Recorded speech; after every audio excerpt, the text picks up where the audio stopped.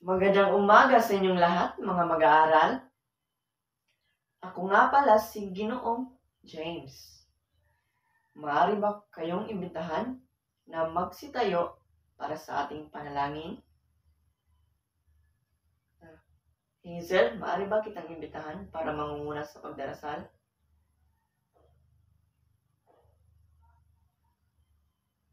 Sa ngalan ng Ama, ng Anak, ng Espiritu Santo. Amen.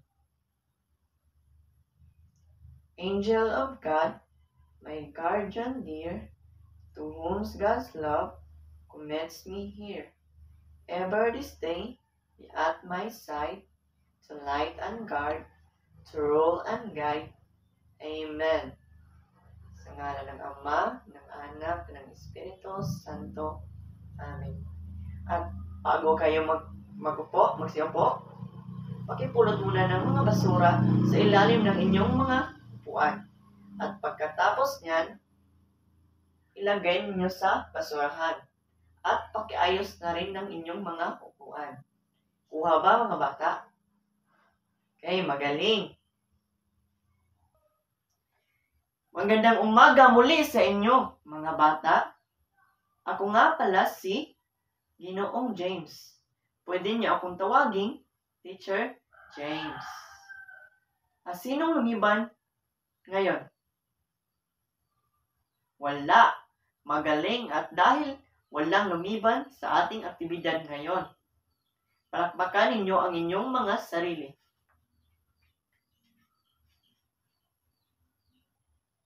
At bago tayo magsimula sa ating aktibidad, meron tayong mga alintuntunin na dapat sundin para mas organisado at malinis tingnan ang ating mga aktibidad.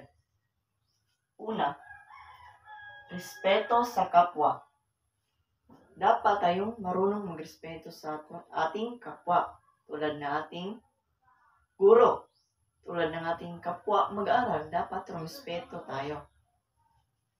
Pangalawa, makinig ng mabuti. Dapat tayo makinig ng mabuti sa ating guro at sa ating kapwa mag-aaral. Nakukuha ba mga bata? Galing. Ang pangatlo ay magtaas ng kamay bago magsalita. Dapat tayo magtaas ng kamay bago tayo magsalita. Kapag meron tayong gustong sabihin, magtaas lamang tayo ng kamay. Magaling. Pang-apat, maging handa sa klase. Dapat lagi tayong handa sa klase, anumang oras. Kapag merong mga aktibidad, dapat lagi tayong handa. Pang-lima, panatilihing malinis at maayos ang silid-aralan. So, dapat nating panatilihing maayos ang ating silid-aralan. At kapag meron tayong mga basura na nakikita, itapon natin sa basurahan at para maayos at malinis tingnan ang ating paaralan. Kuha ba mga bata? Magaling! Ano-ano nga ba ang mga alintuntunin natin sa silid-aralan mga bata? Una, respeto sa kapwa. Pangalawa, makinig ng mabuti. Pangatlo, magtaas ng kamay bago magsalita. Pangapat, maging handa sa klase. At panglima, panatilihing malinis at maayos ang silid-aralan. Magaling mga bata. Mga bata, meron akong ipakilala sa inyo. Ang aking kaibigan. Ang pangalan niya ay si Apoy. Ito si Apoy. Lumalaki siya kapag nagagalit. At kapag kayo ay nagbibehave at sumusunod sa mga payo o mga alintuntunin sa ating paaralan, kumakalma siya. So, dapat natin sundin ang ating mga alintuntunin sa silid-aralan para hindi siya magalit. Kuha ba? Magaling! Mga bata, kumusta kayo? Kumusta ang inyong nararamdaman? Kayo ba ay nalulungkot? Nagagalit? Or ano ang naramdaman nyo ngayong araw? Okay? At dahil dyan, pasisiglahin ko kayo. Meron akong laro na tinatawag na The Boat is Sinking. Alam niyo ba kung ano ang boat sinking? Mahusay. So, trial. The boat is sinking. Group yourselves into 2.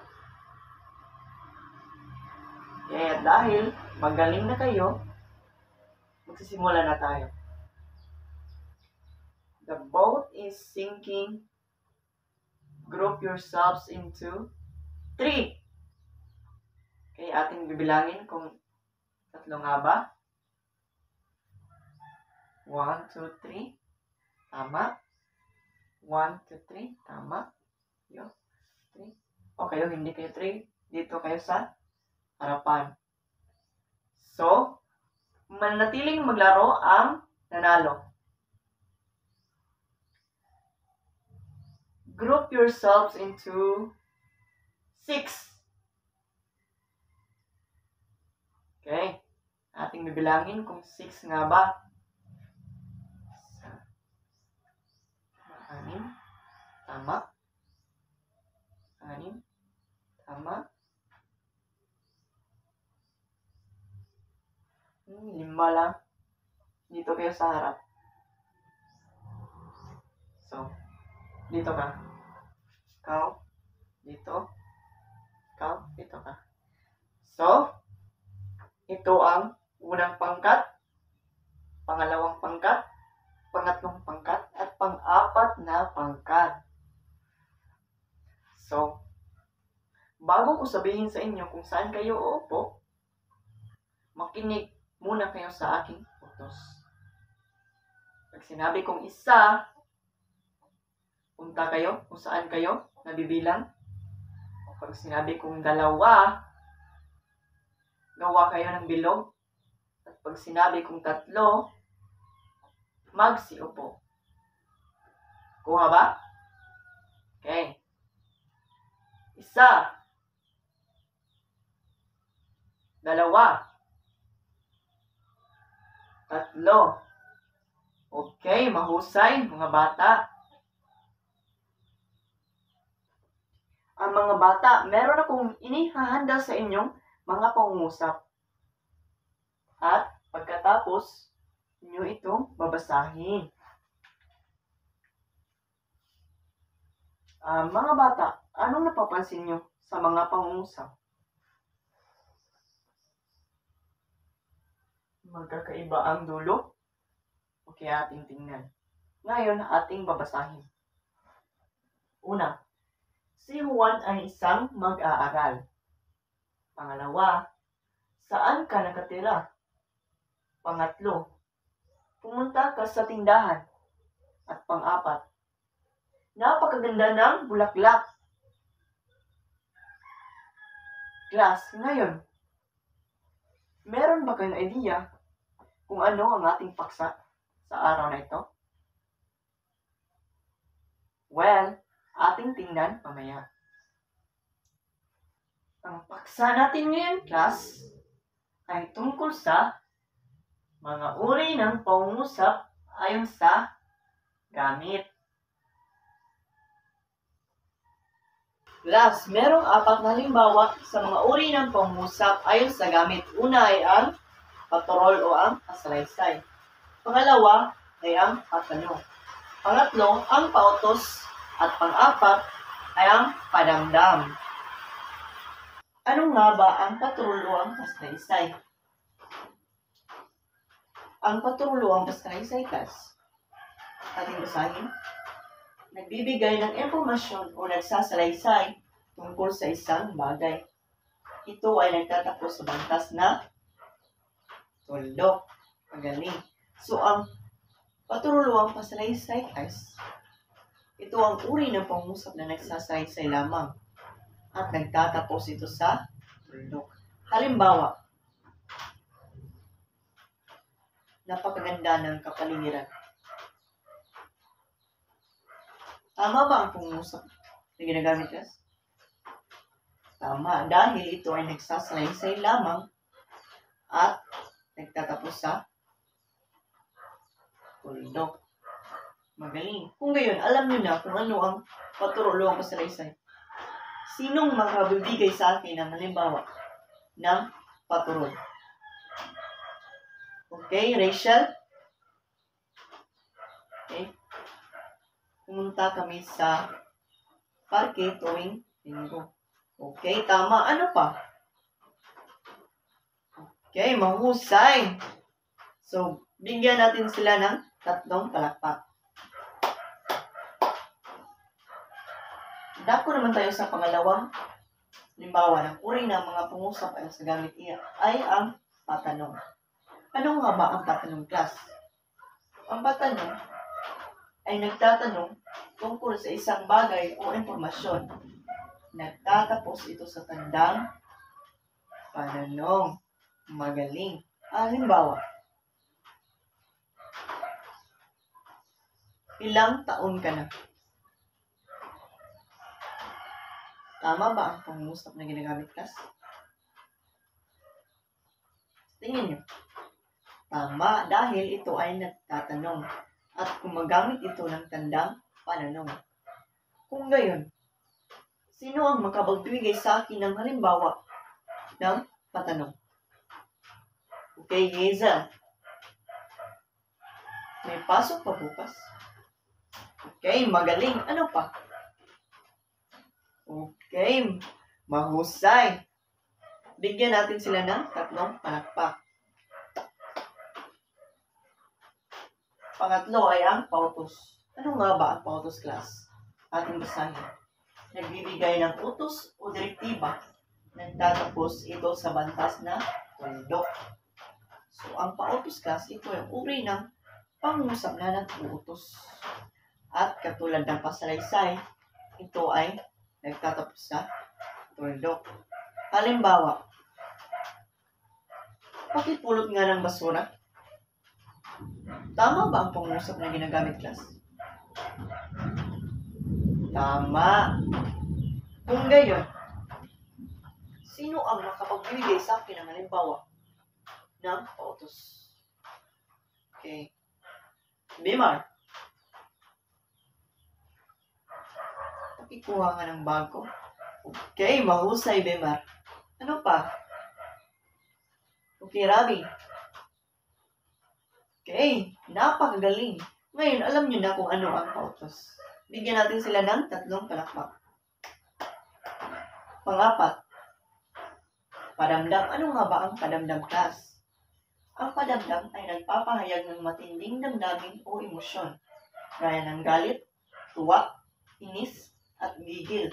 Nagtatapos ito sa tandang padamdam. So, ang tandang padamdam, class, ito ang uri ng pangungusap na gumagamit ng matinding emosyon at nagtatapos ito sa tandang padamdam. Halimbawa, wow! Napakaganda ng bulaklak. Tama ba pangusap na ginagamit, class? Tama, dahil gumagamit ito ng matinding damdamin at nagtatapos ito sa tandang padamdam. Magaling. So kung ngayon, class, sino ang makapagbigay sa akin ng halimbawa ng padamdam? Okay. Ewan?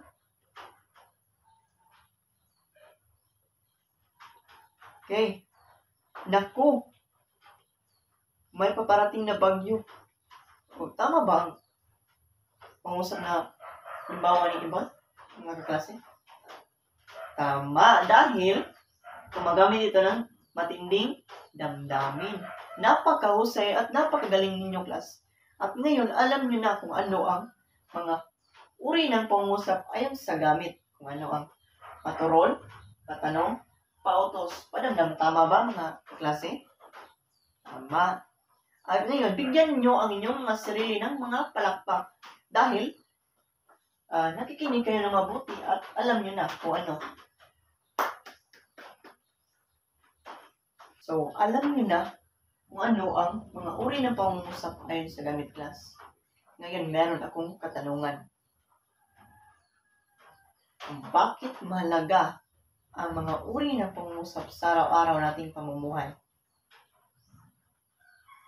Okay? Jor? Okay, magaling. Ano pa? Okay, Faith? Napakahusay. Bigyan natin sila ng 3 palakpak. Last, mahalaga ang mga uri ng pangungusap sa araw-araw nating pamumuhay dahil para alam natin kung ano ang ipapahawating ng isang tao o kung ano ang kanyang nararamdaman. Siya ba ay nag-uutos? Siya ba ay nagagalit? Siya ba ay nagtatanong? So, mas mabuti na malaman natin dahil napakahalaga nito sa ating araw-araw na pamumuhay para mas organisado ang ating komunikasyon. Kung sino ang ating interaksyon sa araw-araw. Kung haba mga bata? Okay, mahusay. Yes, handa na ba kayo sa aktibidad? Okay. Sa inyong pangkat, gagawa kayo ng uri ng pangusap na tig-iisa. Isang patanong, isang paturol, pautos, at padamdam. So, 4 lahat. Bibigyan ko kayo ng 10 minuto para gagawa. At pagkatapos na inyong gawain, pumili lamang kayo ng isang magre-representa at magpapaliwanag at pupunta dito sa harapan. At walang problema, meron tayong mga materials at bibigyan ko kayo ng Manila paper at tsaka pentel pen. Naintindihan ba mga bata? Okay. Your times start now. Okay, tapos na ang inyong oras. Group 1, punta dito sa harap.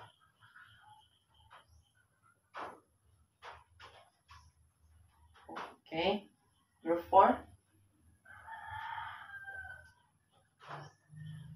Okay, magaling. At bibigyan natin silang lahat ng palakpak.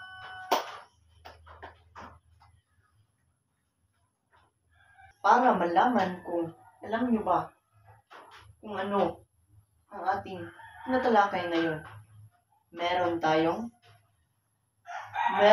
gawain na gagawin.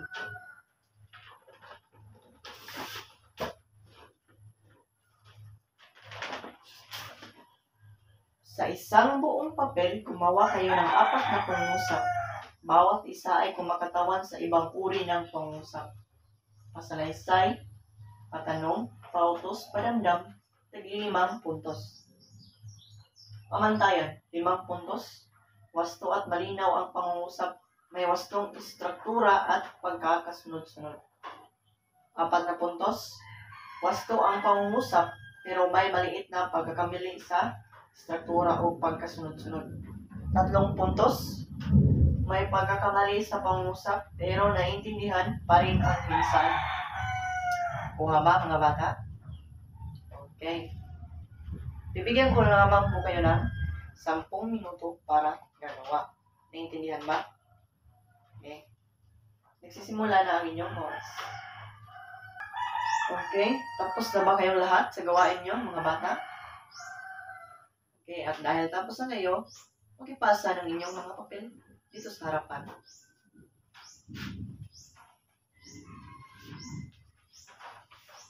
Okay, maraming salamat mga bata. Okay, sa inyong takdang aralin, isulat sa inyong mga kwaderno ang tanong at sagutan ito. 5 puntos bawat tanong. Unang tanong, ano ang pagkakaiba ng pautos at padamdam? Pangalawa, paano nakakatulong ang wastong paggamit ng pautos at padamdam sa komunikasyon? Pangatlo, ano ang halimbawa ng pautos at padamdam sa pang-araw-araw na buhay? Naintindihan ba mga bata? Okay, magaling. At ipasa ito sa huli nating pagkikita. Okay. Meron ba kayong mga katanungan, mga bata? At dahil wala, Rachel, maaari ka bang mumuna sa pagdarasal para sa katapusang pagdarasal o katapusang panalangin. Glory be to the Father, and to the Son, and to the Holy Spirit, as was beginning, is now, and ever shall be, a world without end. Amen. In the name of the Father, and the Son, and the Holy Spirit. Amen. Maraming salamat. Okay, maraming salamat at paalam mga bata. Hanggang sa susunod.